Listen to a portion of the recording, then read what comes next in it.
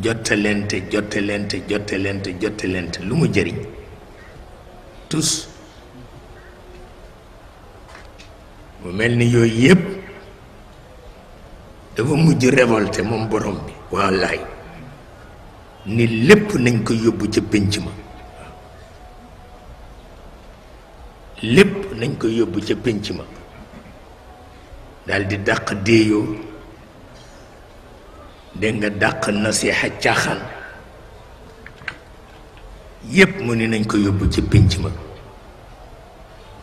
waaye pénc ma it mu exclure ci ñaari nit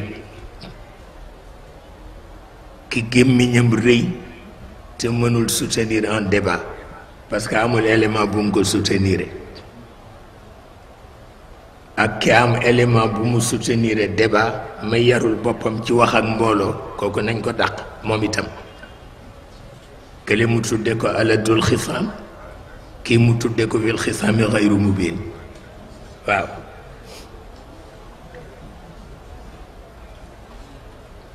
seetal loolu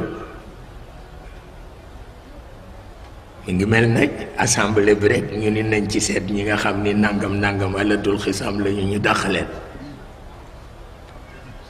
wala nañu seet ñi nga xam ni fil xisaami xayru mubin lañu ñu dàqaleen noonu la mel su ko defee waaye rek mu jox feu vert yonent bi bu leen mënee dabaatal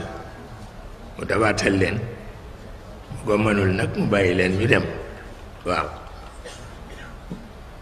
moom kay noonu rekk la bu jamono doxee ba lu doon jëriñ bëgg a yàq mu daldi ne nañ koy écarter waaw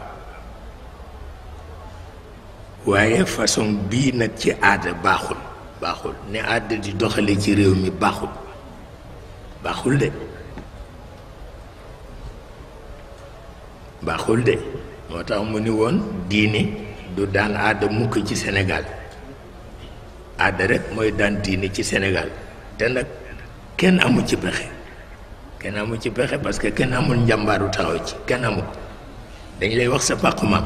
waaw bu ko defee rek nga dellu ci gannaaw